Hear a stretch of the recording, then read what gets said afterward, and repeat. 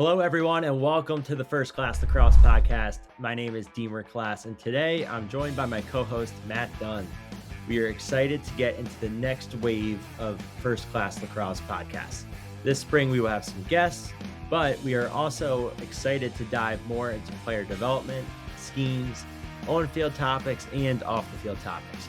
We're excited to see where it takes us. Matt, welcome to the show. Thanks, Deemer. Excited to kick off this next phase of the podcast here. I think it might be helpful just kind of, we wrapped up coach interviews throughout the fall and winter. Our last episode, you and I kind of went through and did our best to summarize a lot of those great coach interviews. Do you want to talk about the logic a little bit of what we're hoping to do this spring with the podcast? I'm excited for this. I think, one thing we've seen when we've done these podcasts is there's so many different angles and things to talk about. And I know you and I have a lot of conversations around, everything under the sun, from even lacrosse to business to recruiting to, entrepreneurial ideas to leadership to mindset, like you name it. And I think our goal was to be able to use this podcast to now start to dive into more of those topics, maybe bring on some more guests, but also give us the space to talk about more of the things that we're seeing and going through and experiencing. So, I'm excited. I'm curious. I know we have a lot of similar thoughts with that, but curious if there's anything you think I missed there. Well, I think, just kind of framing where, off the record conversations I've gone with the podcast. I think about a year and a half ago, we started it and we're like, let's give it a go, see what happens. We listened to podcasts. We never did it before. We enjoyed doing it. And they're like, okay, maybe we'll try to do this a little more. And, we bought microphones, and now you got a newer microphone that sits in the camera. You got a surfboard in the back. You repositioned your camera right now. So you're getting the whole studio going on. But I think to your point, we have a lot of these interests that we talk about, like our Slack conversations, our texts, our side conversations that we really enjoy, and we wanted to make more content out of and just kind of see, where it went. And we've fortunately gotten some good feedback that our audience has enjoyed it. So I think our goal with this is to keep having those conversations between you and I that we like having and try to get more guests on. And I think in the past, we've done the head coach interviews, which have been really cool, but that was pretty restricted to, head coaches of men's and women's programs. And now we're just giving ourselves a little bit more freedom to try to get, different guests on, and whether that's covering the season, whether that's having a coordinator on to talk about an interesting topic, or just somebody from outside the lacrosse space that we think is smart, interesting, has a cool point of view on something, leadership, development, all of those things. So to your point, I guess just giving us a little more of a sandbox to play in here and to see where this next phase of it can go. I think a lot of people have said, like, hey, you guys should do a podcast. And I think last year was really a good kickoff, with season 1 of the coach series and then the in-season podcast and kind of figuring out what does podcasting look like. I never really felt like we had the space to do it. And you and I also have so many discussions around all the different types of content that you can make. And so now actually getting to probably be working more towards like regular podcasting where you have some guests, but also you can really dive into different topics. I think that free flowing feel is what I'm hoping for out of this. They have those memes that were like somebody has a bad take on a podcast and the first caption is podcasting equipment needs to be more expensive. So I think that's our goal here, to make sure we don't hit that. Yeah, I'm glad you pointed out the surfboard. My wife acquired this in LA. She drove down with some of her girlfriends to Hermosa Beach, I believe, picked up this surfboard, never left her apartment in LA, traveled with us to New York. I don't know where we're going to use it. If hopefully we take it out somewhere, but she's surfed once. I've never surfed. So it's but I think it looks good for the podcast background. It looks good. And I think the Hudson River swell picks up in a few months. So it should be nice out there. Yeah, we can get up and down the Hudson. I think that'd be great. Well, hey, before we kick into some topics here, you guys just had your first game last week. Matt is the assistant coach at Highland Park. Many know, many also don't know, and he coaches with Coach Pressler, which has been awesome. I got to come out to practice 2 Fridays ago when I was visiting you in Dallas. And I think you guys have a big game coming up with Culver as well. How's the early preseason and start to the season been? It's been great. As I just mentioned before the call, we also got some weather in Dallas about 2 weeks ago. So, I think I learned that there's maybe 150 salt trucks in the whole state. That could be a myth, but it seemed to be true because the snow stayed on the ground for a week, and so we kinda navigated through preseason of missing a week of practice, but it's been awesome. We start earlier here. Our first game against Cassia Prep from Oklahoma, we won, but it was an awesome first game for us to get a lot of our guys on the field and just you can practice all you want, but the game's different. And so preparing for Culver this week has been a lot of fun, and it's really cool that for us to get to play these teams from out of state, these nationally ranked opponents, and that's a goal of ours is to be a top 25 team at the end of the year as well as winning the state championship. So just getting to play these teams is such a great experience for our players to compete against some of the best in the country. So it's been fun. It'll be a big test for us, but we got a new group of guys that really bought in and having a lot of fun together. Yeah, and first year Culver head coach Keith Euchre, former Loyola Don. You get to square off against him. He's worked a handful of our events in the past, and looking forward to hearing how it goes. Yeah, we're excited. And Deemer was actually, you were in Texas 2 weeks ago, and it kind of brings us into our first topic here. We did a camp, and Deemer, you brought the idea of this gold medal shot analogy to the camp. And to kind of zoom out a little, the first topic that we had in our soft agenda here was shot selection in lacrosse. And thinking that shot selection is probably one of the most important attributes for any team. You could argue maybe the most, because you could be a great shooter and have great shooting mechanics, but if your team consistently takes bad shots, you're not going to score a lot of goals. And on the flip side, defensively, if you don't understand shot selection, you give up a lot of high quality shots, you're going to give up a lot of goals. Deemer, you want to talk a little bit about, where the gold medal analogy came from, background context, and what made you want to bring it to the table as we were running the camp here?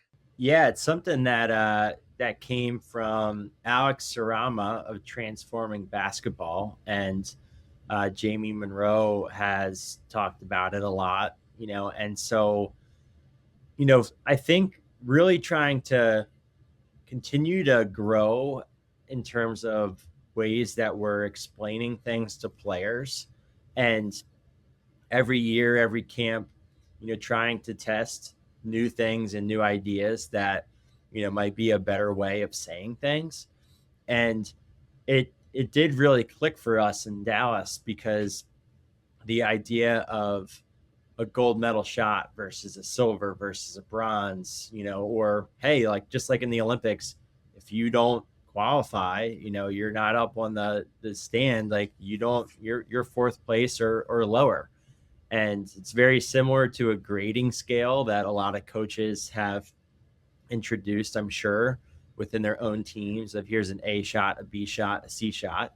But I thought that the medal concept, when we introduced it to even like the middle school and high school players, it stuck. And I think that's the beauty of coaching and analogies, is using things that are memorable and stick out in players' minds. And so it was fun. So I'm glad we introduced it. And the basic concept is you're using the different tiers of medals to try to quantify and assign a value to the type of shot you're getting. So the gold medal shot essentially was something that we were defining as closer than farther. We were using, I think, around 8 to 9 yards and in. We were using the crease tangents up to 8 yards and in. So kind of creating like what you call like the heart of the defense in a way, like kind of the paint area. We were talking about players getting their sticks to the inside, like sticks to the middle. And then we were also talking about assisted shots versus unassisted shots. And those qualities were contributing towards like getting to that shot in that spot of the field, and that was the gold medal shot. And I think you can really create some frameworks around it, but that was the idea. And I think there's a lot to talk about here. Yeah, I loved it. I thought one, I think to your point, the analogy is great, but also it's the right thing to focus on shot selection. And I think when we talk about going to these camps, I mean, I remember we used to do them. Now we're, I mean, Deemer, you and I probably did our first camp together right out of college in 2016 in San Diego, and then maybe one in Pittsburgh. And we did a few of these. And over the years, we've done a lot. And shifting the approach, it used to feel like, hey, we got to do all these things. We want to, get this drill in, this drill in, this drill in, this skill, this skill, this skill. And you could sometimes feel like you kind of check the box on everything, but the kid's probably left with feeling overwhelmed, doing so much stuff, but not really knowing what was important.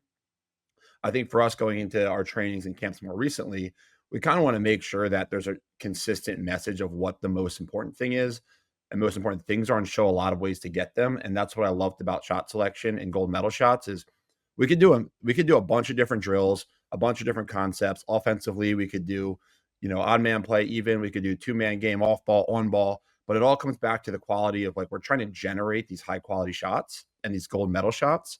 And it was easy. We can mark off the field and say, this is a gold medal shot. So if we do, this 5-on-4 tight drill that we got from Coach Thompson at CNU, or we do, this 3-on-2 green drill, or these things, we're still solving for gold medal shots, which to your point, we kind of marked off as crease tangents and 8 yards and in. I think the important part there is you can kind of determine what your gold medal shot is. It's probably going to be around that. I want to give a little bit of reference to what Sarama uses in the basketball for some of these, talking about the best shots you can get are free throws, what everybody wants to get. After that, it's, rim finishes of layups and dunks are gold medal shots.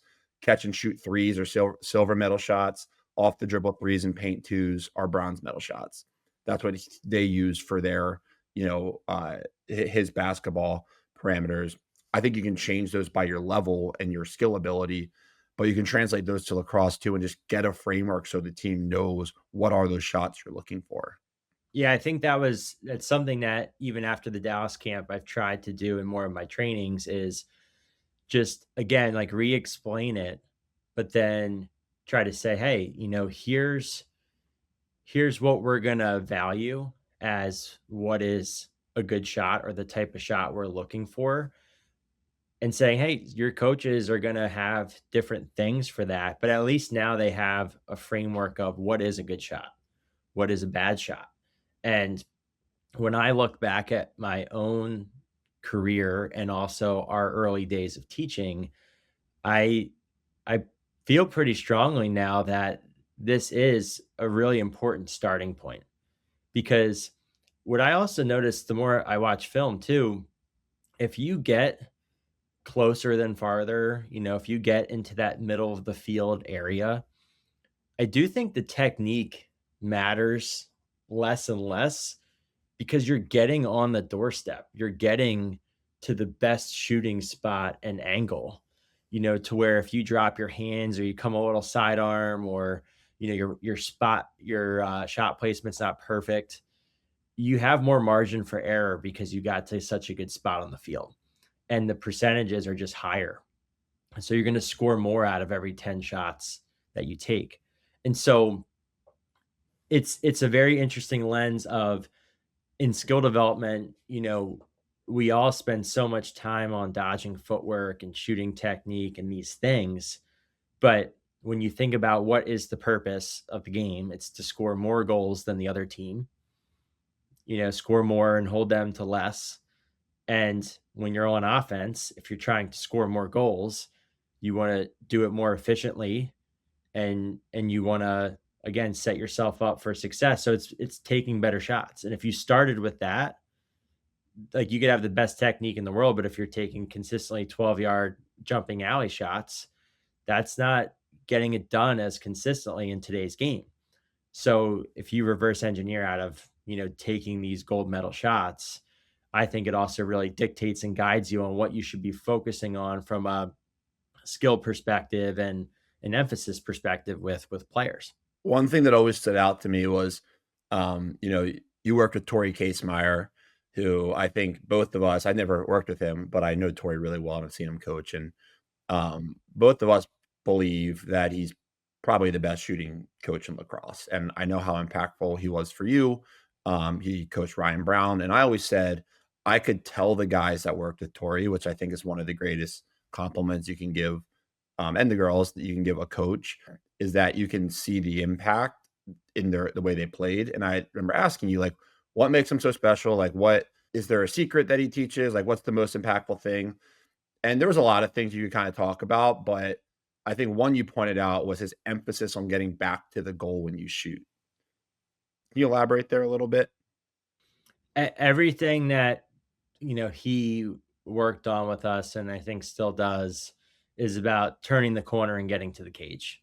And a lot of people think that they're doing it, but they're not. It makes a difference in getting 2 yards closer. I was showing one of my athletes this week, Hunter Shaw, that had a really nice on the run hitch, and then he turns the corner. He starts turning the corner at 13 yards, and the ball is out of his stick at 10, and he's running inside the hashes to the goal. That 2 to 3 yard difference is massive for everything that we're talking about. I think when you're turning the corner, it leads you to more physical play, which you're dictating where you're going and cutting your defender off as opposed to getting driven to that slightly lower angle spot.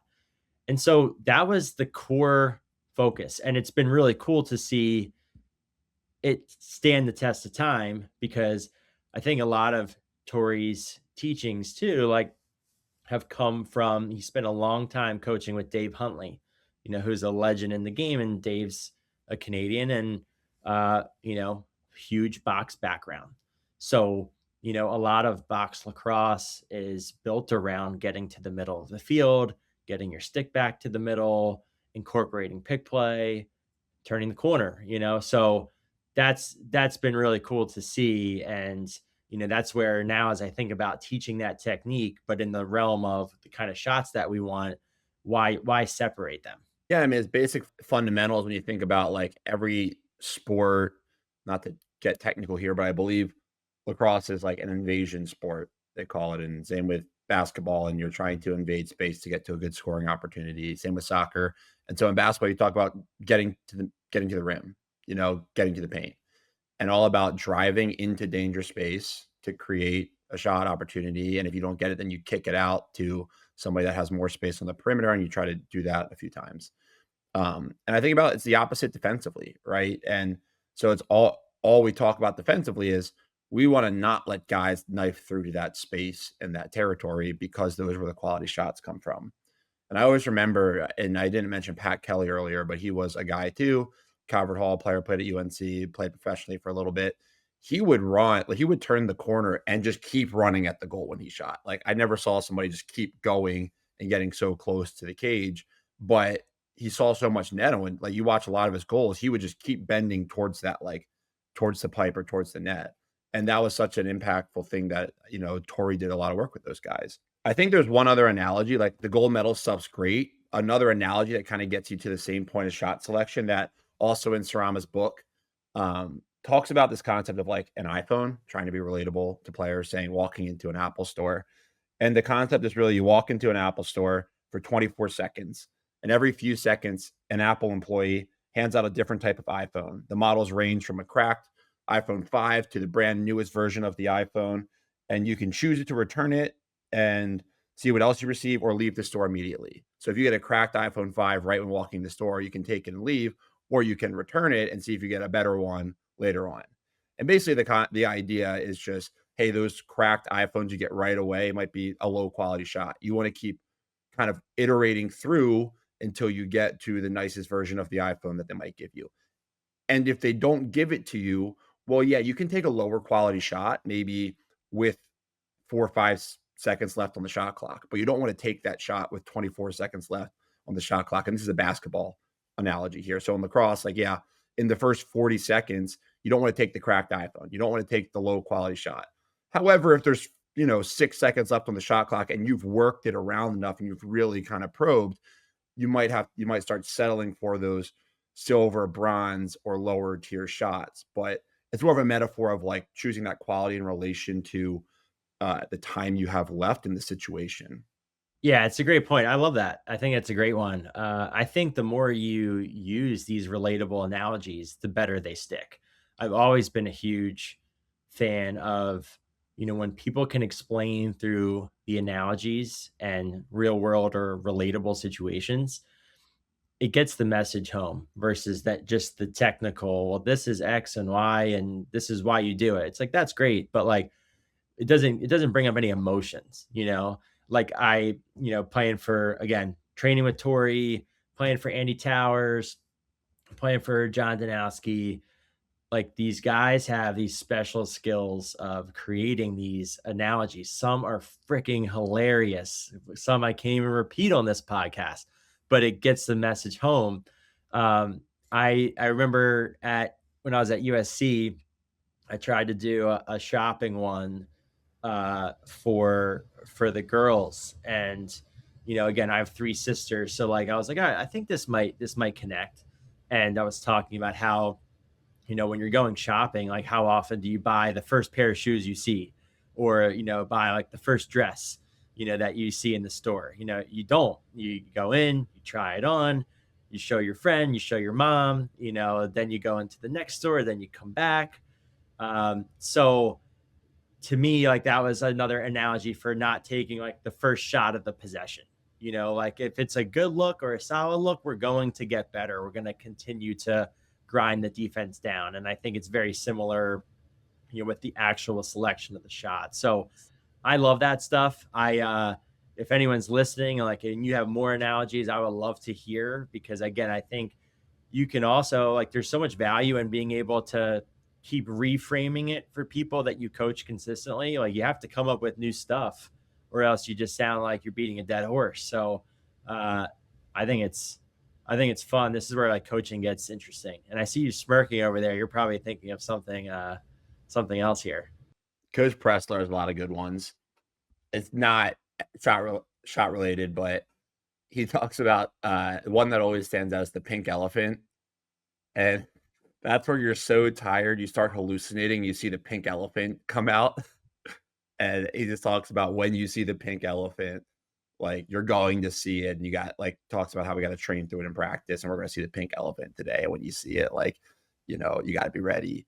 And just kind of like taking this thing that happens to everybody of like getting exhausted and learning how to turn that into something tangible. And people don't forget the pink elephant. I'll tell you that.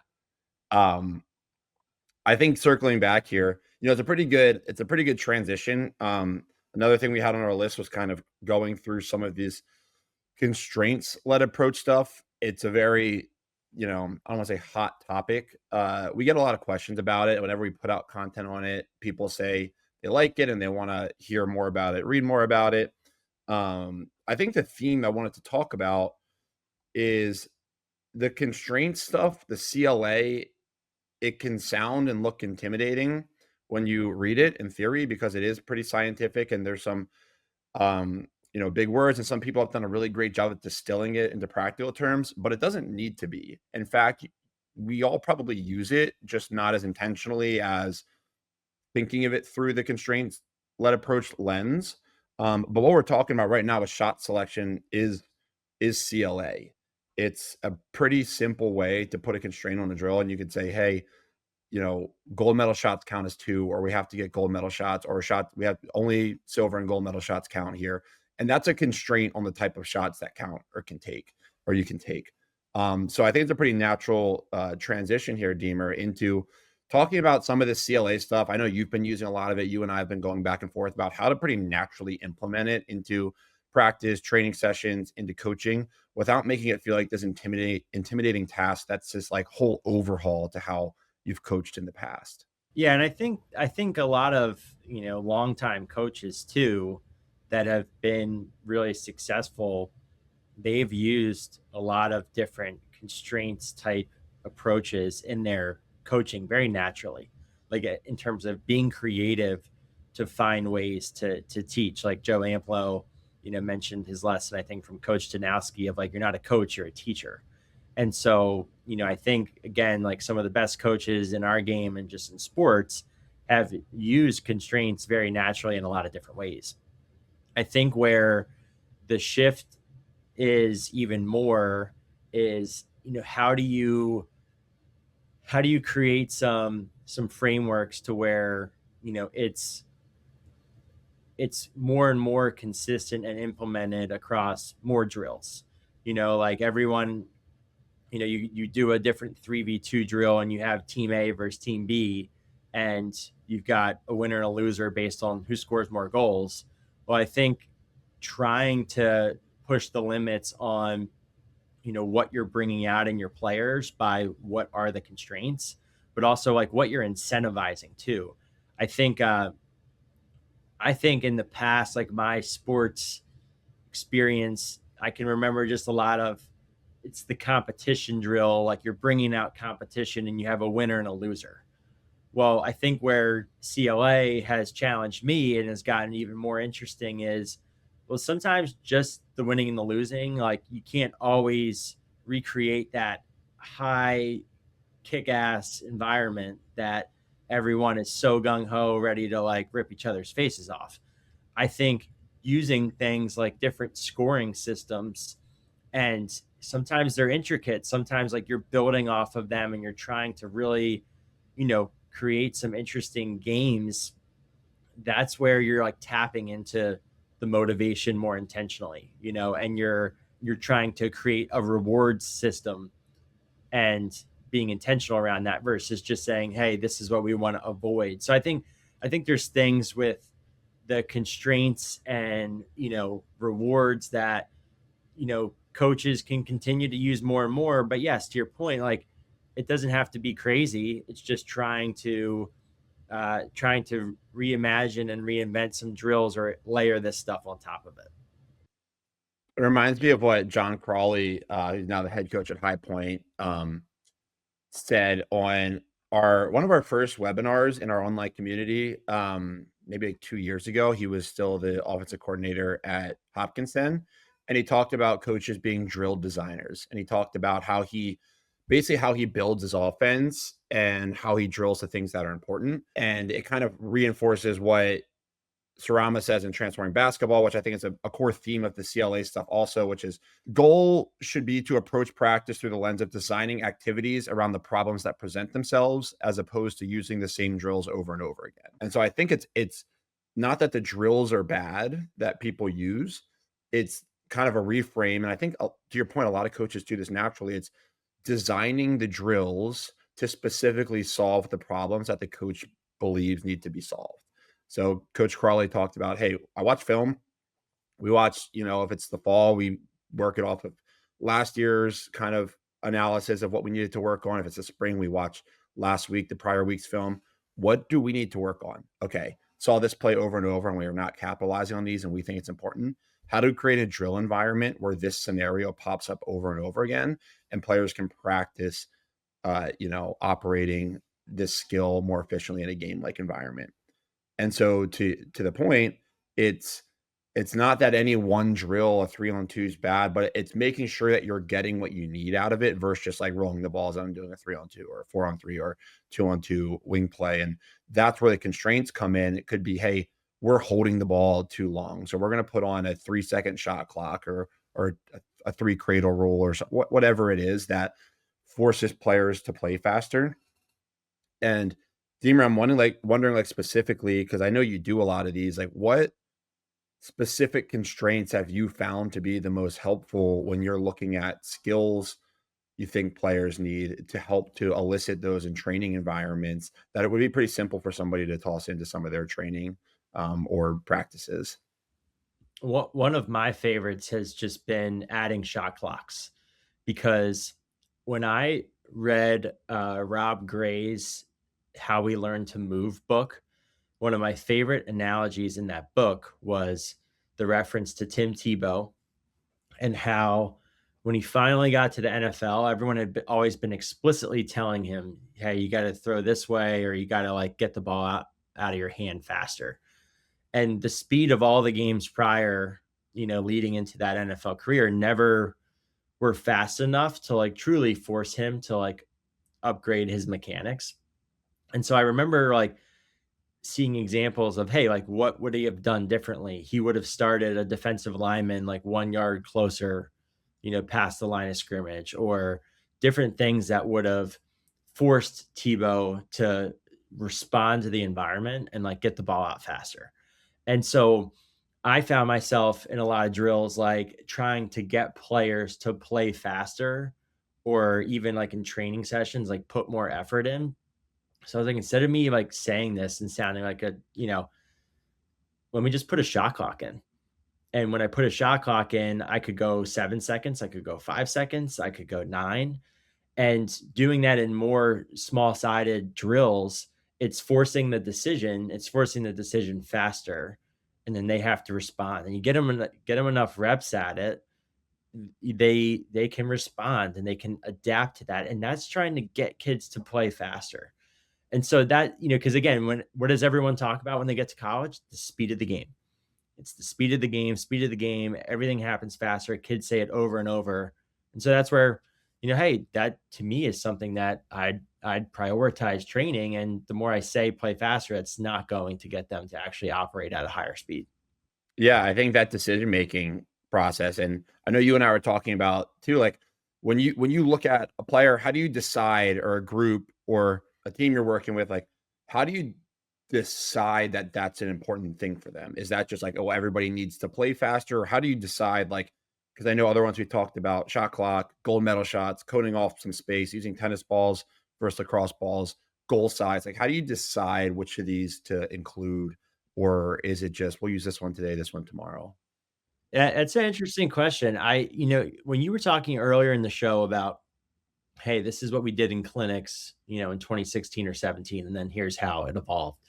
One thing I think is interesting to reflect on, when we first started doing like shooting clinics and defense clinics, and there wasn't as many people doing it in these different areas. So like one thing I thought when I was going around in like those early days was I was also showing and sharing drills and simple techniques that players could be taking from the clinic and doing on their own.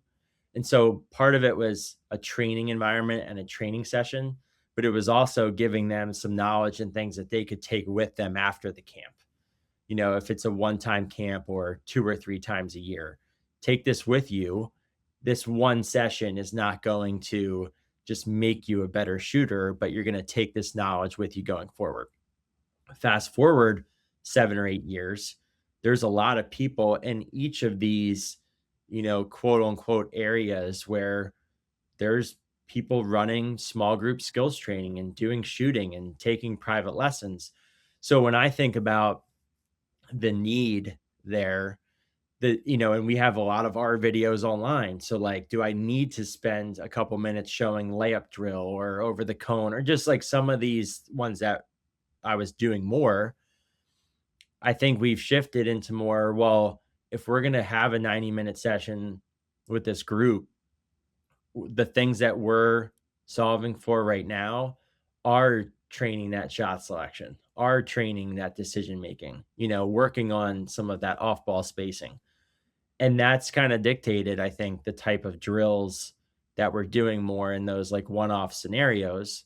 And then I think, for some of our weekly stuff, or even some of you for like Highland Park, like, yeah, I think you have a better sense and feel for, a kid's background. What other sports do they play? Do they have a good feel for the game, but maybe they are just mechanically needing to, be a little more focused and technical?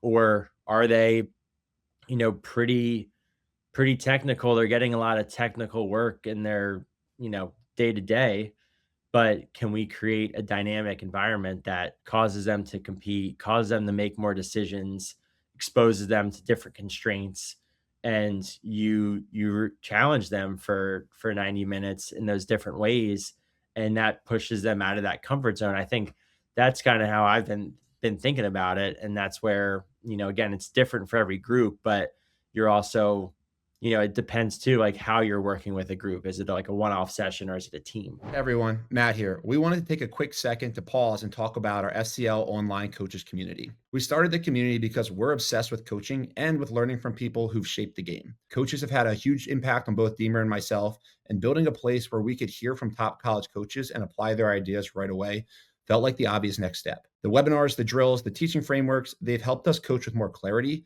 and they've become a great resource for full staffs who want to stay aligned. If you want something that keeps you sharp throughout the year, you can look at firstclasslax.com/community. That's firstclasslax.com/community, or you can find the link in our description below. Now back to our conversation. And I think we're highlighting a lot of the nuances of coaching too. It's like very scenario dependent, context driven, context of where are the players at, where's the group at, context scenario driven of like, what's your relationship with them? How much time is it a one-off? Do you get them once a week in the fall? Are you the full-time coach? Do you see them every day? And in all those scenarios, you're looking at, you're like kind of solving that timeline. And I'll even say, if you're a high school coach, this is, different approach than if you're a college coach. Because if you're a college coach, you might be able to spend the fall time doing hold your stick like this, step like this, do this. And because that becomes a foundation. So when you go into practice and you do these decision-making drills, techniques refined. Whereas a high school coach or, a club coach or a trainer or whatever, you got to decide what the objective is. And as a high school coach, sometimes it's like, yeah, it would be optimal if you held your stick this way and if you step this way. But we have playoffs in 2.5 months. And like, I don't know that conviction that that's going to help us do better then. And so like, okay, but I think we can get you more comfortable, like in this concept of feeling spaced out, being a little deceptive, understanding these gold medal shots, understanding to play with some pace with the shot clock and the cuts we want and the off ball spacing. And so I do think it's like a lot of stuff, what we teach is like kind of start zooming out and starting with like, what's the scenario and what's the objective here? And like to Coach Crawley's point, how do we design things to solve what we think are the most important problems? And to me, that is the value of, what a great coach does is they don't just have this arsenal of drills they just spit out randomly. They kind of can take in a scenario, understand what they're working with, who they have, what's important, what those players need and what they can get out of them. And then they reverse engineer like they use the tools with the drills and what they know to reverse engineer these things to solve the problems that will be most important to the team. Yeah. And I think that's where the CLA approach has probably been misinterpreted as like not coaching or just creating a drill and like letting things happen. But I think the designer analogy is the best example of that. And I think where the challenge is now is players want instant feedback, but they're also like so programmed from parents, and parents want that immediate feedback to where you're like, you want this coaching to happen like right away.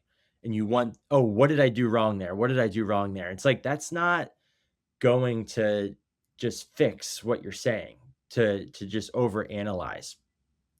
You have to let some repetitions happen. You have to like be present and like making decisions in the drill or the game. And then you have to reflect and assess. And I think there's an art and a process to that. And again, where I see players being really different with that too, is that there's some that are so hyper like self-critical that they are seeking that feedback, but it's too much. Like you need to relax and go play the game.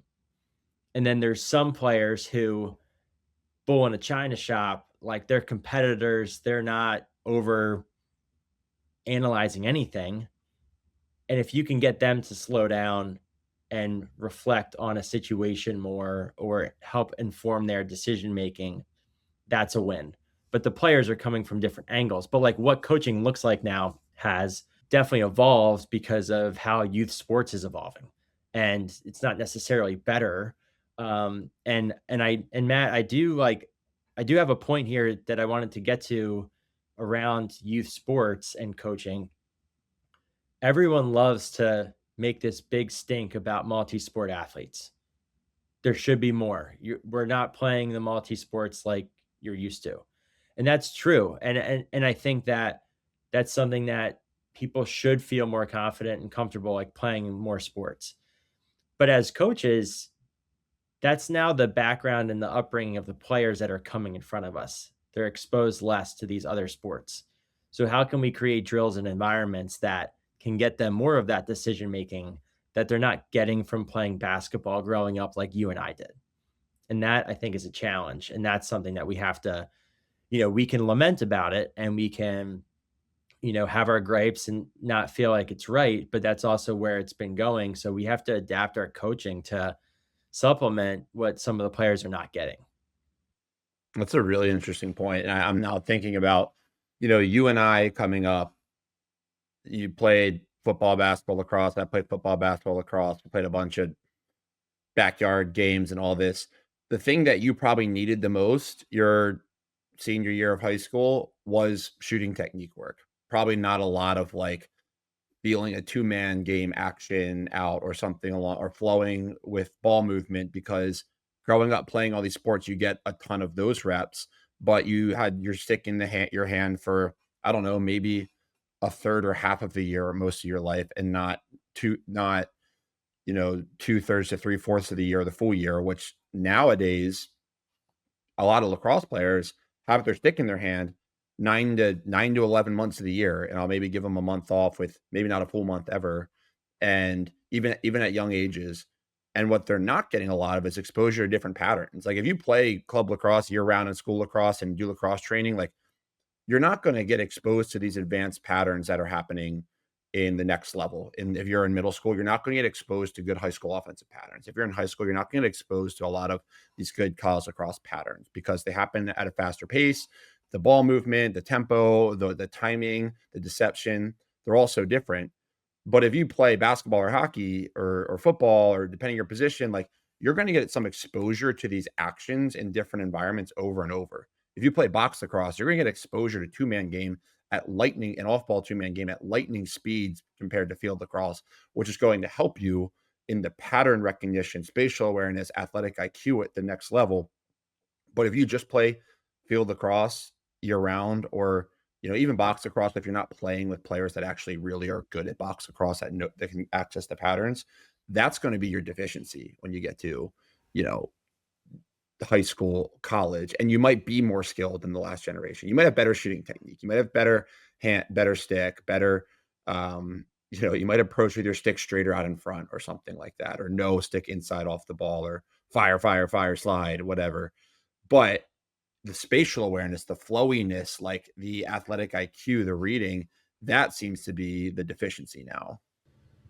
It's the figure it out mindset. Like it's adaptability, it's resilience, it's playing on the fly, accessing the creative part of the game. Because if you look at, yes, kids are playing more lacrosse than ever. When you go to a recruiting tournament, you're trying to impress, you're trying to showcase, you're trying not to lose your spot on a club team. And so if we have a 3-1-2 and it's this scripted 3-1-2 look, well, you're just running the look. You're not actually exploring like the feel of the game always.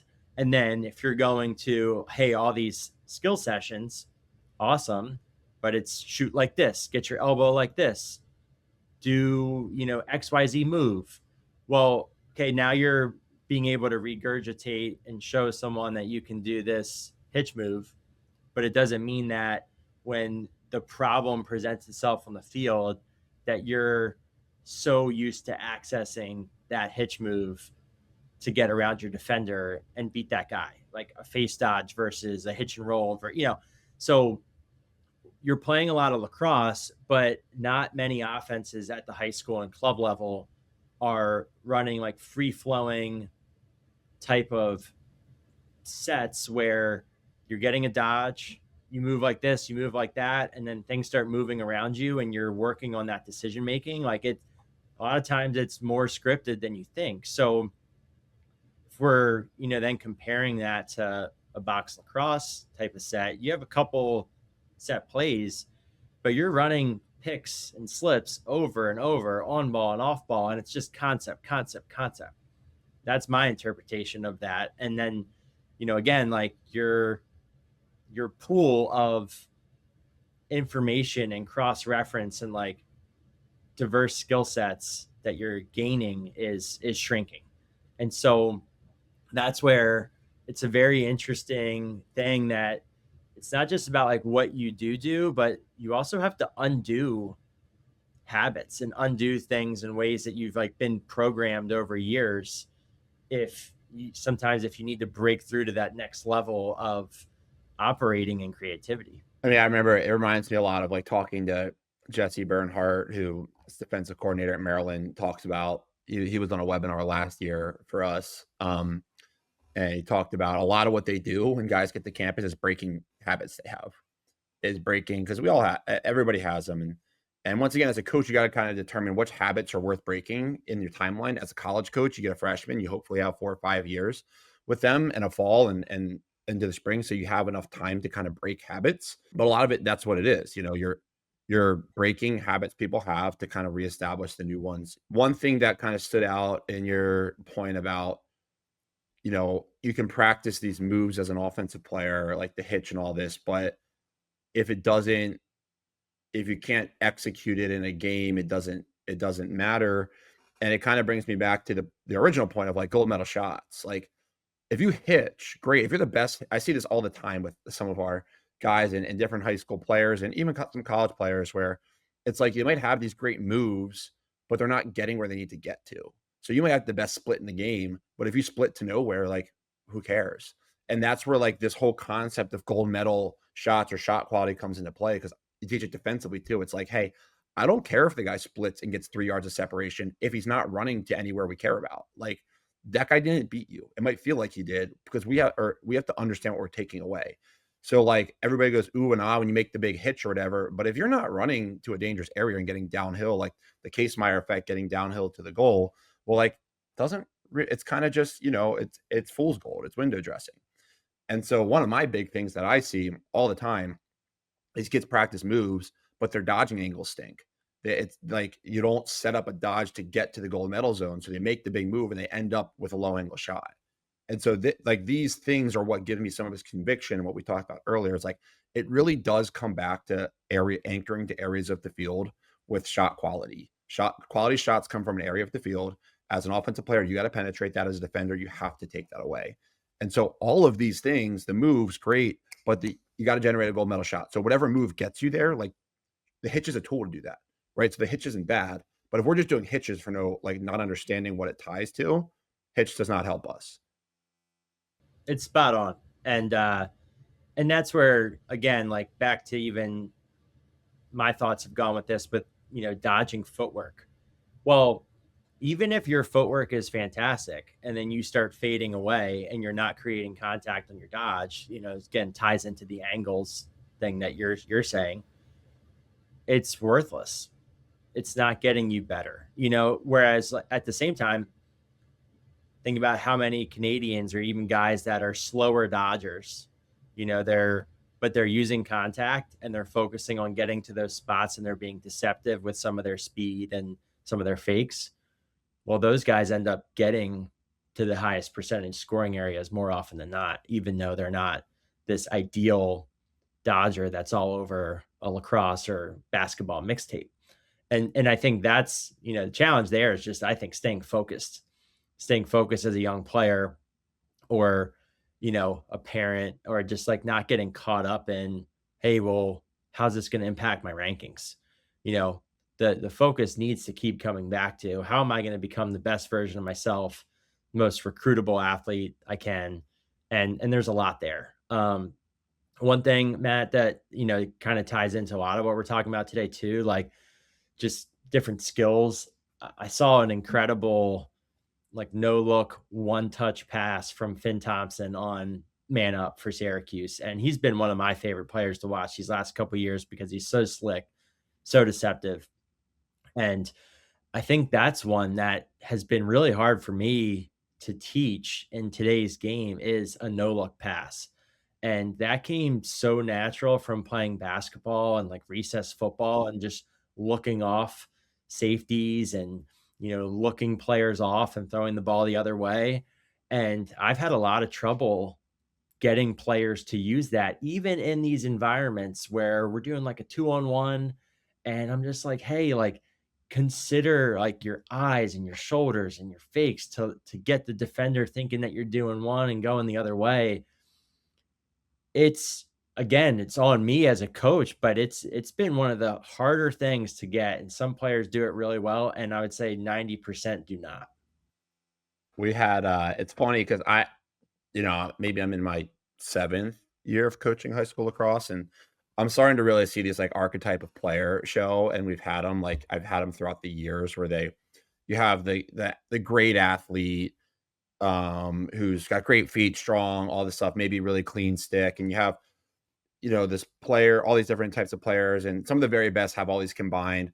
But one that's always been I really enjoyed because usually it comes with a funny personality too, is the player that is the long pole defender that is very deceptive, and they're really good at doubling to rollbacks. They sniff them out like crazy. They're really good at sliding. They're really good in the clear of being deceptive. And the way our clear works, you want to end with a 2-on-1 passing scenario. So it's usually you have the opportunity to pump one way and throw the other way, and it works 95% of the time. But a lot of guys really struggle with that and being deceptive.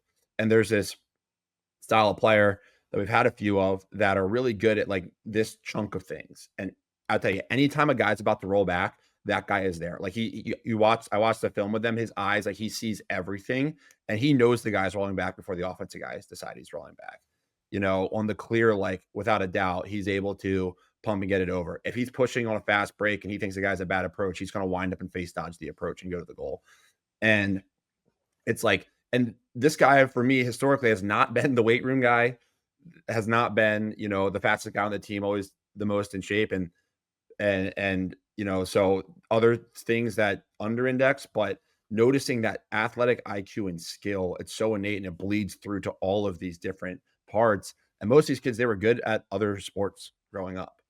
They played other things, kind of that free play backyard mentality. They just recognize things. They recognize scenarios, opportunities, and advantages, and they don't let players off the hook if they have a bad approach, if they aren't aware of they roll back in a bad area, you're not getting off the hook against that guy. Yeah, I mean, I couldn't agree more. And I think it's hard because I do think there's probably a lot of coaches in some capacities that think that they're going to develop that. And you come back to the discussion of, well, what can you train? What can you develop? How much time do you need to develop? And even if you develop it, they're still not going to be as good as that kid that's like already doing a lot of those things so naturally. And then they become elite at it. It's like they're already good at something and then they become really freaking good versus you get competent enough in areas, but you can't teach all the situations that are going to happen. And so that's where it's also fascinating in recruiting where, you can see why some guys, get recruited so much earlier and some girls get recruited so much earlier than others. And they're like the ones jumping off the page. But over time, it doesn't mean that those are the ones that end up having those amazing 4-year careers and going on to be best players after that. And that's the challenge. I think there's probably a lot of players too. And it's an art, there's not a perfect way. And I guess every coach has to find their different ways of, well, what are those things I'm looking for that is going to help lead me to this next impact player, on my team. Yeah, and I'm a believer you can improve anything. I think you and I both have, very like growth mindset oriented. You can improve anything, but realistic in the sense of how much you can expect somebody to improve in a short period of time. And some players will prove you wrong, super coachable. You give them feedback, you do your best to drill it and show them, and they'll take it to heart and they'll get better at it. But to your point, like some of these things, the patterns are so ingrained. And it doesn't mean you can't be good at other things or get better at those things, but I just think anybody that's coached kind of can tell when, hey, that guy's got a great, a great feel for the game. And it comes, or that girl's got a great feel from the game. And like you even mentioned it at the Dallas camp. You asked one of the girls, like, hey, did you play basketball growing up? Because of the way she was playing. She threw a no-look pass and she was like, yeah, I did. You're like, yeah, I could tell, because that's a thing that just happens from like a basketball player. Yeah, I was seeing that stuff happen, and I was like, hey, like, who knows if this is the next Charlotte North here? She's doing things that I'm like begging committed players to do, and she's in eighth grade already doing them. And I'm like, if she's doing them now in these drills, she's only going to keep finding ways and different solutions to more problems. And then the next fakes that she throws are going to be the behind the back fakes, and and she's just going to be farther ahead on that curve, and that stuff's going to really keep applying. So no, it's a very interesting discussion. And Matt, like, kind of circling back to some of these constraints, like we've definitely talked about a lot of the offensive ones. I'd love to hear like how you're using some of these defensively. How are you in applying some of what you learned in the CLA? How are you balancing it with what you've done from a technique perspective and way of doing things? What are you seeing on that side of the ball? It's definitely something that comes up a lot to us. Coaches are like, I don't know how to use this defensively. It's something that I reflect, like, it's been used defensively for a long time. When we were in college, we would do drills that weren't called CLA, but they were. I see coaches do them all the time now. I do them. So you think about on-ball drills defensively, like one of the biggest habits a lot of players have is to reach for contact, and that usually means lunging for the ball, and coaches like to say, "Don't lunge." But really, what happens is arms extend and foot goes forward, and we reach for contact, which every once in a while you get it. And some really good athletes can play that way and get it a lot, get good contact. You look at, maybe like a Aiden McGuire type short safety midi or some that can be really confrontational. But a lot of players, they can't as much. And so one thing is to take away the ability to reach. And we've done drills, players hold their hands behind their backs. Well, that's a constraint.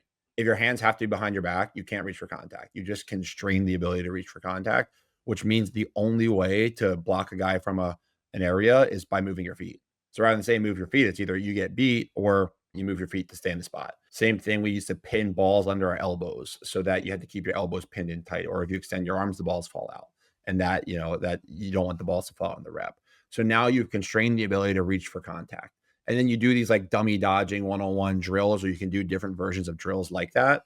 And you constrain the ability to reach for contact.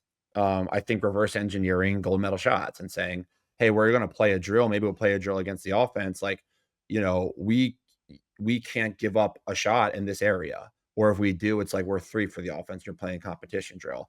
But that feels like an offensive constraint or an offensive CLA, but that is a defensive CLA thing too. You've reframed what you need to take away, and the constraint is where you don't want to let shots up from. So now in a decision-making hierarchy, do you fly out to a shooter at 14 when there's an open guy at 8? Because that's the gold medal shot. We can't give that one up. So you're teaching slow playing through this constraint of space. I think stick work ones are big ones we talk about. Ones I like are these touchdown games, which are keep away style games with advancement. I think one of the big things people miss in keep away is that in lacrosse, you have to advance the ball and you have to clear it. And I found that out a couple of years ago. We were doing a lot of keep away, and then we were clearing, and guys wouldn't run the ball up the field and nobody was in front of them. They just kept running this like clearing pattern. And I was like, guys, like, nobody's in front of you. We got to just go. And so we started doing a lot of keep away drills with advancement. So if you're the open guy and nobody picks you up, you just keep running to the other end zone. If somebody picks you up, then you find the open guy and headman it. So the stick work style drills you can do a lot of. And I think just getting creative, like, once again, adding your own constraints. Like, we've done ones where you have to double, like somebody has to double. If there's a clear through or pick within 5 yards, you have to double, even if it's not a good one. But that constraint then forces the backside guy to have to rotate into the play. So if that guy's sleeping and not anticipating it, well, the throwback's going to be wide open. So it's still a constraint, and it teases out a behavior. Like, if I want the backside more connected to the ball side, if we're going to double and jump everything, there's going to be a lot of quick slip throwbacks. So the backside guy's got to be cheating over and kind of reading that rotation.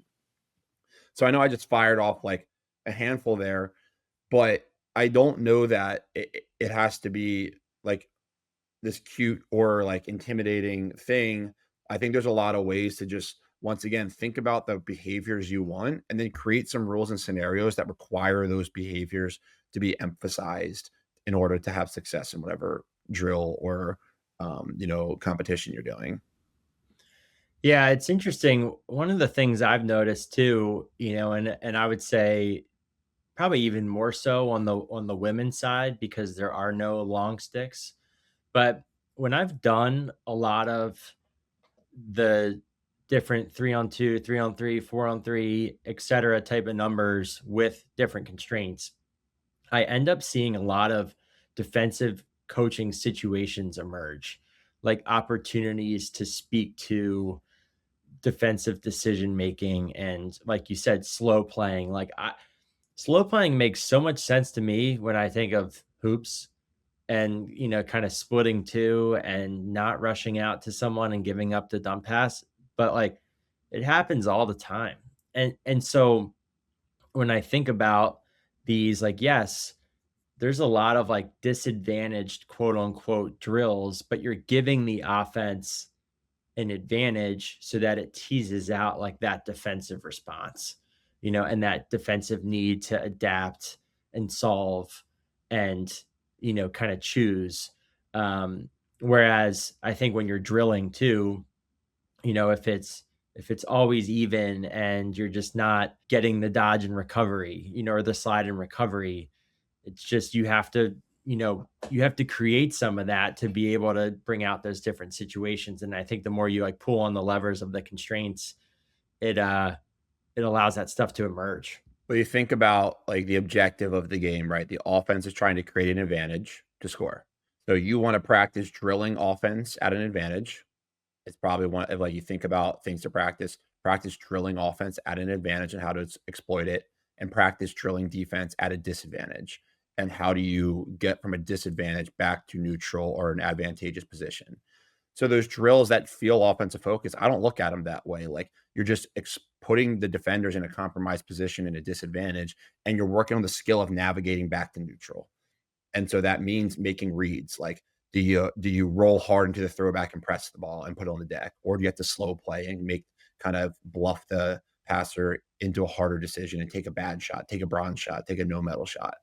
And so you just frame it through that lens of like, we are disadvantaged here. They might score, but like we're trying to bluff them out of from their advantage back to neutral or to like a smaller advantage, or maybe even a defensive advantage of a double jump, something like that. It's funny. I watched some of Maryland Loyola, and I saw some Cuse BU. So I started to like work through some film of some games.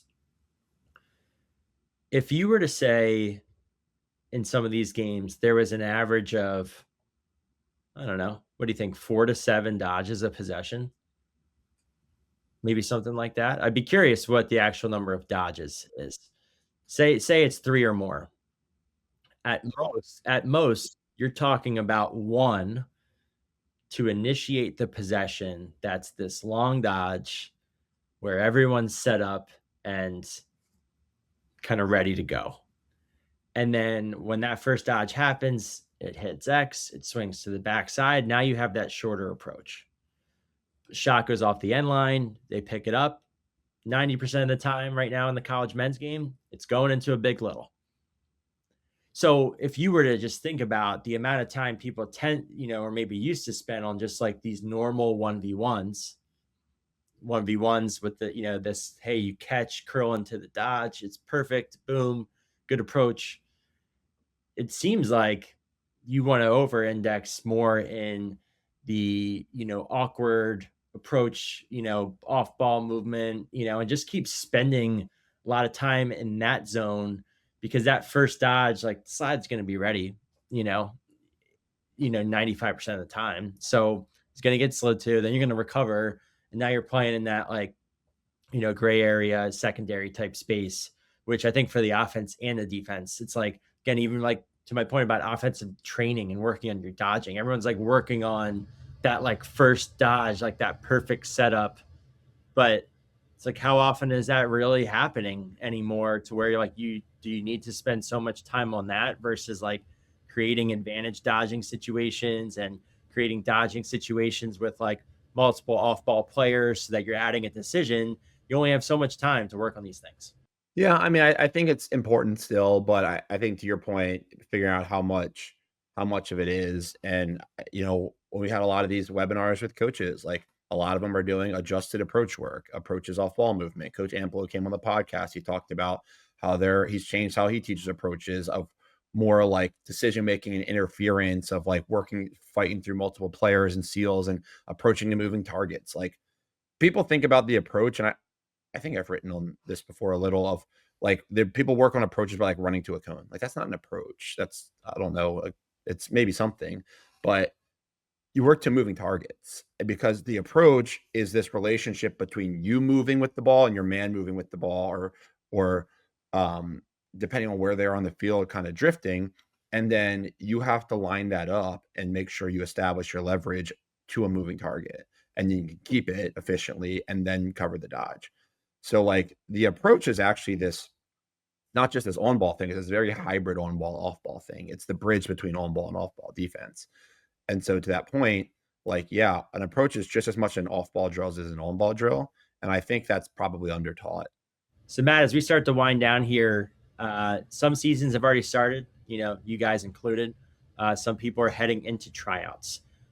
You've written on this before. We've talked about this with our different athletes. What kind of advice would you share in 2026 as players are getting ready to approach tryouts? Yeah, it's a great question. I know a lot of teams are going into it this week. Look, there's some things that at this point it's too late for, right? I would say, be in shape, have clean stick work, all of that. I imagine a lot of players they've done that. And so one thing I would say is, if you put in work in the off season, be confident that you've prepared.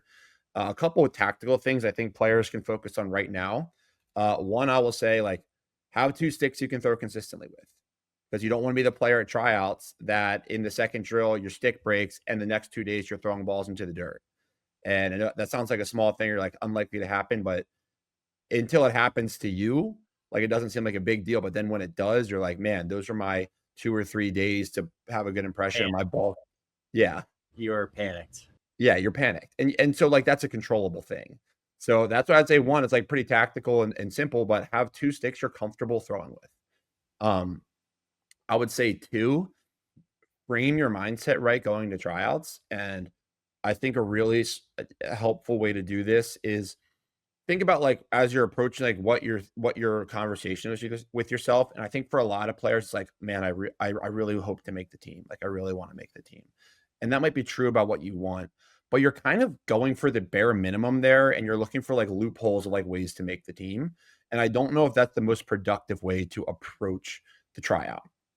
I remember going into Maryland, and my dad gave me some advice. He's like, you have a run test when you get there, right? I was like, yeah. He's like, don't try to just pass it. Like, you should try to win the run test. I was like, oh, okay.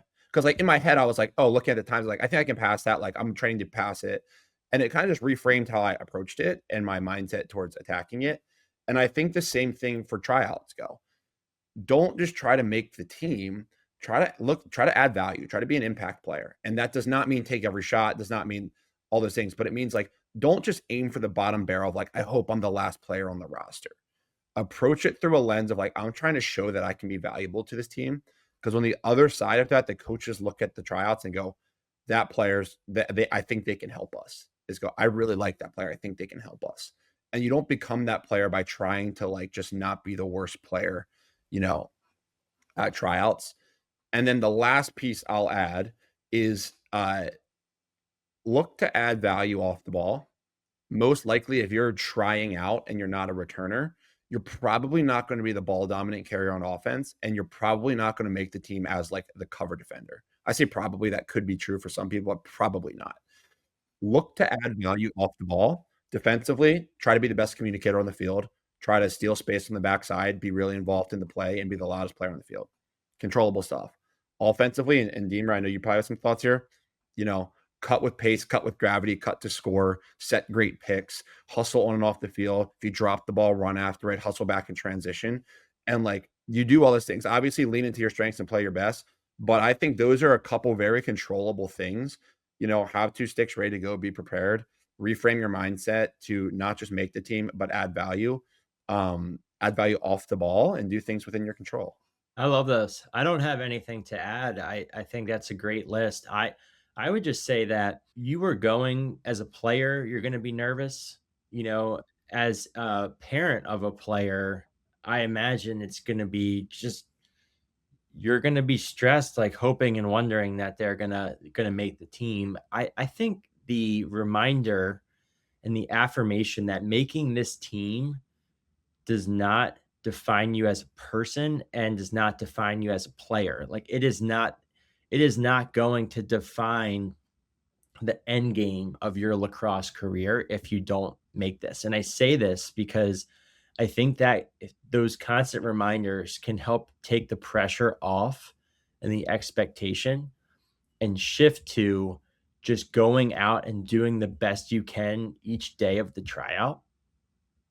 And I think there's so many examples of people who got cut and maybe it was a wake up call, maybe it was a kick in the butt, maybe it was just, hey, there was so many returning players that we thought you'd play more on JV. But if you can at least constantly try to remind yourself that the ultimate success of your lacrosse career does not hinge on making this team this year. And I'd say again, as a freshman and sophomore, I think that can take some pressure off and help you focus on what matters, the controllables, so that you can be confident, so that you can, hey, let's see where my work got me and see how I stack up and make this team, but hopefully more than just make the team. Awesome. I think that's an awesome frame. And it's really hard to do. I think modeling that behavior and it certainly stinks to get cut. I've been cut from teams before, and I know how nerve-wracking it can be to try out for teams. And when you're the younger player, I really want to make it. So, Deemer, I think that's spot on. And I think we're good to wrap here. Anything else you got to add?